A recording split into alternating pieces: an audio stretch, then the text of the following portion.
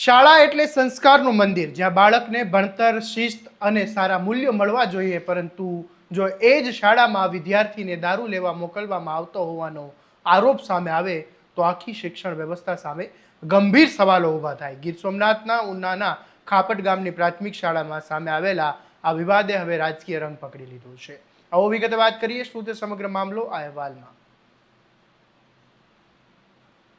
નમસ્કાર, હું છું આસિફ કાદરી અને સ્વમાન સાથે તમારું સ્વાગત છે. ઉનાના ખાપટ ગામની પ્રાથમિક શાળામાં વિદ્યાર્થી પાસે દારૂ મંગાવવાનો વિવાદ સામે આવ્યા બાદ હવે પૂર્વ ધારાસભ્ય પૂંજા વંશે શાળાની રૂબરૂ મુલાકાત લીધી અને સમગ્ર ઘટનાની માહિતી મેળવી હતી. જવાબદાર લોકો સામે નિષ્પક્ષ તપાસ કરવાની માંગ કરી હતી. સમગ્ર મામલે સામે આવ્યો હતો અને જ્યારે ધોરણ 7ના એક વિદ્યાર્થીએ દાવો કર્યો હતો કે શિક્ષક દ્વારા માત્ર તેને જ નહીં પરંતુ અન્ય વિદ્યાર્થીઓને પણ ગામની દુકાનેથી દારૂ લેવા એટલે દારૂબંધીવાળા ગુજરાતમાં દારૂની દુકાનેથી દારૂ લેવા મોકલવામાં આવતા હોવાના આરોપ થયા હતા.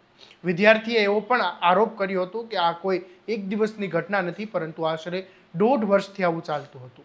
આ ગંભીર આરોપો બાદ શિક્ષણ વિભાગ હરકતમાં આવ્યું અને સંબંધિત શિક્ષકને ફરજ મુક્ત કરવામાં આવ્યા હતા. જો કે હવે સૌથી મોટો સવાલ એ ઊભો થયો છે, જો વિદ્યાર્થીઓનો દાવો સાચો હોય તો આટલા લાંબા સમયથી કોઈ કાર્યવાહી કેમ નહીં થઈ હોય? શિક્ષણ વિભાગને અગાઉ પણ કોઈ ફરિયાદ મળી હતી કે નહીં, અને જો મળી હોય તો તેના પર શું કાર્યવાહી થઈ હતી? પૂર્વ ધારાસભ્ય પૂંજા વંશે પણ સમગ્ર ઘટનાની ગંભીરતાને ધ્યાનમાં લઈને નિષ્પક્ષ તપાસ અને દોષિત સામે કડક કાર્યવાહી કરવાની માંગ કરી છે.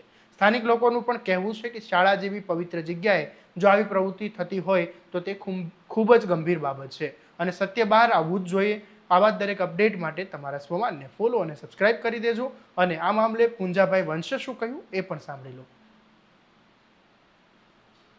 જે ઘટના સામે આવી છે એ ઘટના એ સારા ગુજરાતને માતા પિતા અને શિક્ષણ જગતની સાથે સંકળાયેલા તમામ લોકોના આત્માને ઠેસ પહોંચાડવાનું ઘટના બની છે. અત્યાર સુધી લાગતું હતું કે ગાંધીના ગુજરાતની અંદર દારૂબંધી છે. દારૂબંધીના કડક અમલ માટે થઈને સમયાંતરે પણ રજૂઆતો એક યા બીજી રીતે થતી આવી છે. સરકાર દ્વારા જાહેરાતો કરવામાં આવી છે કે અસામાજિક પ્રવૃત્તિ અને ધંધા કરનારા લોકોની સામે કડક કાર્યવાહી કરવામાં આવે છે. સમયાંતરે લોકો દ્વારા અને આગેવાનો દ્વારા પણ પોલીસ વિભાગને લેખિત મૌખિક રજૂઆતો થતી આવી છે કે દારૂ બેફામ વેચાય છે, ખુલ્લમ ખુલ્લા વેચાય છે. પોલીસની મીઠી નજર સામે પોલીસની હપ્તા પદ્ધતિથી દારૂ વેચાય છે. આવી વાત પૂંજાભાઈ વંશ દ્વારા પણ ભૂતકાળની અંદર મુખ્યમંત્રી, ગૃહમંત્રી અને જિલ્લાના પોલીસ વડાને લેખિત અને મૌખિકની અંદર રજૂઆત કરતા આવ્યા છે. એ પછી વાસોડના બનાવ હોય કે વાસોડની અંદર એક બેને પોતે એવું કીધું છે કે અમે મહિને માસિક આટલા પોલીસને હપ્તા આપીએ છીએ. આટલું રેકોર્ડ ઉપર હોવા પછી પણ પોલીસે જે પગલાં દારૂબંધી માટે લેવા જોઈએ એવા કડક પગલાં લેવાતા નથી. તેના કારણે હવે જ્યાં બાળકોના ભવિષ્યનો મુદ્દો છે, ભવિષ્યને તૈયાર કરવાનું છે, આવનારા દિવસોમાં ભારતના નાગરિકોને તૈયાર કરવાનું, સંસ્કારો આપવા માટેનું જે સરસ્વતીનું જે મંદિર છે એ સરસ્વતીના મંદિરમાં પણ દારૂ પહોંચી ગયો છે. અને એ પણ કોના દ્વારા? કે જેમણે બાળકને તૈયાર કરવાનું છે, બાળકને સંસ્કારો આપવાના છે, બાળકને યોગ્ય શિક્ષણ આપવાનું છે અને બાળકને તૈયાર કરવાનું છે, જેની જવાબદારી છે એ શિક્ષક પોતે એક કુમળા વયના બાળક પાસે દારૂ મંગાવરાવીને સતત દારૂના નશામાં એ સ્કૂલની અંદર ભણાવવા આવે. દુર્ભાગ્ય છે કે બાળકની સાથે ચર્ચા કરી તો બાળક દ્વારા જણાવવામાં આવ્યું 2 બાળકો હતા. એક બાળક તો બિચારો હાવ માની લો કે નાની ઉંમરમાં ભલે 7મા ધોરણમાં ભણતો હતો છતાં પણ એને જે બીજી જે સમજણ જે હોવી જોઈએ એ સમજણ ના હોય. બીજો રાકેશ કરીને છોકરો હતો. આ બંને છોકરાઓને વારા ફરતી શાળાનો જે શિક્ષક છે એ પૈસા આપીને દારૂ મંગાવતો હતો અને પીધેલી હાલતની અંદર સ્કૂલની અંદર હતો. ઘણા બધા સવાલો આમાં ઊભા થાય છે કે જો લાંબા સમયથી આ શિક્ષક દારૂના નશામાં આવતો હતો તો શેઠ અત્યારે જ કેમ શા માટે માની લો કે ઓલું થયું છે?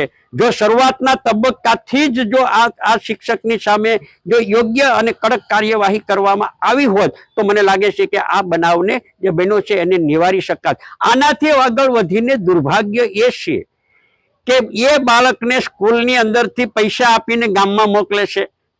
એનો અર્થ એવો થાય છે કે નાના બાળકને પણ ગામમાં દારૂ ક્યાં વેચાય છે એની ખબર બાળકને છે, પણ પોલીસને નથી. આનો અર્થ શું કેમ સમજવાનો? અને એ પણ ખાપટ ગામનો જે મુખ્ય ચોરો છે, જે મુખ્ય ગામ છે, એ ગામના મુખ્ય ચોરાની અંદર, અને એ પણ જે દુકાનો જે છે એ પણ ગેરકાયદેસર. અને એનાથી અતિ ગંભીર બાબત એ છે કે મને મળેલી માહિતી મુજબ જે આ છોકરાઓ દારૂ લેવા ગયા હતા એ ગામના ચોરાની અંદર વચ્ચે દુકાન છે, એ દુકાનમાંથી ખુલ્લે આમ રાત અને દિવસ ના પણ દારૂ વેચવાનો ત્યાં ધંધો ચાલે છે. અને બાળકો ત્યાંથી લઈ આવ્યા અને બાળકને દારૂ આપ્યો. કમનસીબી છે, દારૂ વેચનારા લોકોને એટલી પણ ખબર ના પડી કે પૈસા કમાવા માટે આવા નાના બાળકને પણ તૈયાર કરવાના. એનો અર્થ એવો છે કે એ બાળકને અત્યારથી દારૂ વેચવા માટે કે અથવા દારૂની લે વેચના ધંધાની અંદર એને તૈયાર કરવામાં આવે છે. આનો અર્થ તો એ થાય છે. એટલે દારૂ વેચનાર જે વ્યક્તિ છે એ પણ આ બાબતની અંદર સંપૂર્ણપણે સામેલ છે. અને એનાથી દુર્ભાગ્ય એ છે કે એમાંથી માહિતી જાણવા મળી છે કે ખાપટ ગામના જે સરપંચ છે એ સરપંચના પરિવારમાંથી આ દારૂ વેચનાર વ્યક્તિ છે. અને એને નામ પણ આપ્યું છોકરાઓએ કે કોની પાસેથી લઈ આવ્યા, તો કે ભાવલાની ન્યાથી. એટલે એનો અર્થ એવો છે કે એ બાળક જે છે એ વ્યક્તિગત એ જે દારૂનો ધંધો કરે છે એનો નામ, અને એનો વિડીયો પણ બહાર આવ્યો છે. અને વિડીયો આવ્યો છે ને એ વિડીયો એનાથી આગળ વધીને મારા મોબાઈલમાં એક બીજો વિડીયો આવ્યો છે આ ભાઈનો, જે આ દારૂ વેચનાર જે છે, જે દુકાને ખુલ્લા જે દારૂ વેચે છે એ એનો વિડીયો આવ્યો. અને એ વિડીયાની અંદર પોતે જણાવે છે, પોલીસ એને અગાઉ બોલાવ્યો હતો, એની પૂછપરછ કરી અને પોલીસે જતો કરી દીધો. એનો અર્થ એવો છે કે દારૂ વેચનાર જે છે એ પોલીસને હપ્તા આપે છે, એ હેડ કોન્સ્ટેબલને આપતા હશે, પીએસઆઈને આપતા હશે, પીઆઈને આપતા હશે. આટલું રેકોર્ડ ઉપર સાબિત થઈ ગયા પછી પોલીસ કડક હાથે કામ કેમ નથી લેતી? જો પોલીસે એને બોલાવ્યા છે તો ખુલ્લા શા માટે દારૂ વેચે છે? એને તો 2 મહિના પહેલા બોલાવ્યા. દુકાનો જે દારૂ વેચાય છે એ સ્વામિત્વ યોજના નીચે ગેરકાયદેસર રીતે પ્રોપર્ટી કાર્ડ એમાં મેળવી લીધું છે આ સરપંચના હગાવાલાએ. ખરેખર તો જ્યાં માની લો કે પ્રોપર્ટી કાર્ડ આપ્યું છે ત્યાં ગામનો જૂનો કૂવો છે, એ કૂવો બોરી અને એના ઉપર પેશકદમી કરી, દબાણ કરી, એટલે બધું ગેરકાયદેસર કરવામાં આવ્યું છે. આખી કન્ફર્મ જે સવાલ એ છે કે ખાપટ ગામની પ્રાથમિક શાળા, ખાપટ ગામના સરપંચના સગાવાલામાંથી કોઈ દારૂનો ધંધો કરતા હોય કે XYZ કોઈ પણ કરતા હોય દાખલા તરીકે, તો આ કમનસીબ બાબત છે. અને આની સામે કડક હાથે કામ લેવું જોઈએ. અને આખી ઘટનાને આને સાવરવા માટે જે રીતે પ્રાથમિક શાળાના આચાર્યએ મને વિગત મળી છે એ પ્રમાણે 3જા મહિનાની અંદર એમણે કાગળ લખેલો તાલુકા પ્રાથમિક શિક્ષણ અધિકારીને. તાલુકા પ્રાથમિક શિક્ષણ અધિકારી દ્વારા કાગળ લખવામાં આવ્યો 5મી તારીખે જિલ્લાને. તો જિલ્લા વહીવટી તંત્રને 3જા મહિનામાં કાગળ લખાણો છતાં પણ જિલ્લા વહીવટી તંત્રએ અસરકારક પગલાં લીધા નહીં. જો અસરકારક પગલાં એ વખતે જો લેવાઈ ગયા હોત આ શિક્ષકની સામે તો આ બનાવ બનત નહીં, પણ એને પૂછપરછ કરીને રૂટીન પ્રમાણે જવા દીધા. જિલ્લા પંચાયત ગીર સોમનાથની પણ ભ્રષ્ટાચારની હદો બની ગઈ છે. ત્યાં પણ રોકડેથી વ્યવહાર થાય છે. તમે ગમે તે પ્રકારનું કરો અને ત્યાં રોકડા આપો અને છૂટી જાઓ. એ જ પ્રકારે જિલ્લા સમિતિ, શિક્ષણ સમિતિ હોય અથવા જિલ્લાની અન્ય સમિતિ હોય, મેં જેમ કીધું એ પ્રમાણે જિલ્લા વિકાસ અધિકારીએ સસ્પેન્શનનો ઓર્ડર આપ્યો.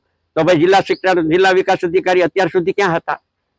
તમે ભ્રષ્ટાચાર તમારી પાસે સાબિત થઈ જાય છે, તમને લોકો રજૂઆત કરે છે, કોઈ ગ્રામ પંચાયતનો ભ્રષ્ટાચાર હોય, કોઈ સરપંચની વિરુદ્ધના ભ્રષ્ટાચાર હોય, કે આવા અસંખ્ય રજૂઆતો ગીર સોમનાથ જિલ્લા વહીવટી તંત્ર એટલે જિલ્લા વિકાસ અધિકારીને રજૂઆત કરવા છતાં એમાં જ્યાં સેટલમેન્ટ થાય, રોકડાનું ગોઠવણ થઈ જાય, ત્યાં વહેલી તકે હુકમો કરે, અને જ્યાં ગોઠવણ ન થાય ત્યાં લાંબા સમય સુધી ભ્રષ્ટાચાર રેકોર્ડ ઉપર સાબિત થઈ ગયેલો હોવા છતાં પણ જિલ્લા વિકાસ અધિકારીની નબળી માનસિકતાને કારણે પગલાં લેતા નથી અને ભ્રષ્ટાચારનો અડ્ડો બનાવી દેવામાં આવ્યો છે. ત્યારે આજે ખાપટ ગામની પ્રાથમિક શાળાની રૂબરૂ મુલાકાત લીધી છે. રૂબરૂ મુલાકાત શિક્ષકોની સાથે વાત કરતા આચાર્ય છે એ ગીર સોમનાથ ગયા. ફોન ઉપર આચાર્યની સાથે વાત કરતા આચાર્યએ એવું જણાવ્યું કે ગીર સોમનાથ જિલ્લા પંચાયતના પ્રમુખે મને ત્યાં બોલાવ્યો છે.